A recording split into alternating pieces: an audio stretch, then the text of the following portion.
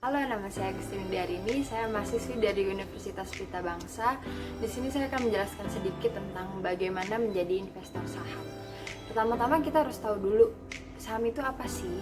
Nah, saham sendiri merupakan bukti dari kepemilikan perusahaan yang merupakan klaim atas kekayaan dan penghasilan dari perseroan.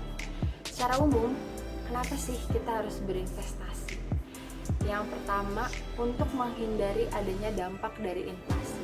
Yang kedua adalah kebebasan finansial. Karena setiap manusia pasti menginginkan hal yang lebih atau ingin mendapatkan hasil yang terbaik dari apa yang telah dia lakukan. Nah, yang ketiga adalah masa depan, terutama di bidang pendidikan ya. Karena pendidikan itu harus direncanakan dengan sangat matang dan perlu dipersiapkan dari sedini mungkin. Jadi bukan hal yang bisa semendadak itu gitu lah, untuk mempersiapkan pendidikan yang tinggi di masa depan nanti. Nah, selain itu langkah-langkah yang bisa kita ambil untuk menjadi seorang investor saham itu apa aja sih?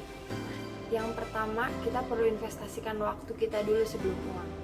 Maksud dari investasikan waktu sebelum uang adalah kita harus banyak-banyak belajar bagaimana menjadi investor saham yang baik, bagaimana alur dari menjadi seorang investor, lalu istilah-istilah yang ada yang sering digunakan oleh para investor, dan juga resiko-resiko yang mungkin bisa terjadi. Karena nggak bisa dipungkiri ya, resiko itu pasti bisa terjadi kapan aja, dan bagaimana pula caranya itu pasti bisa terjadi. Yang kedua adalah kalian bisa memulai dengan jumlah yang kecil.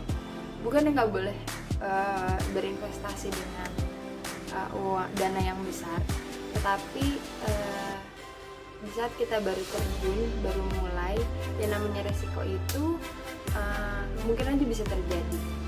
Dan semakin besar dana yang kita keluarkan, maka akan semakin besar pula resiko yang mungkin bisa didapat. Maksudnya bukannya, berarti banyak resiko ya, enggak. Maksudnya adalah ketika kita mengeluarkan dana yang besar dan kita mengalami kerugian, maka kerugian itu akan sangat besar. Jadi yang ada bukan yang untung, malah kita rugi besar. Tapi juga perekonomian dan politik. Karena saat Anda menginvestasikan uang Anda di saham, itu berarti Anda memiliki perusahaan yang nyata dan bisa dibilang sangat rentan dengan perubahan ekonomi yang ada. Karena ya seperti kita tahu, di saat-saat seperti ini misalnya perekonomian sedang menurun. Jadi kita harus bisa pintar-pintar untuk mengamati dan mencermati saham seperti apakah yang tepat untuk Anda investasikan. Selain itu, Anda perlu memahami juga bagaimana perusahaan yang akan Anda investasikan.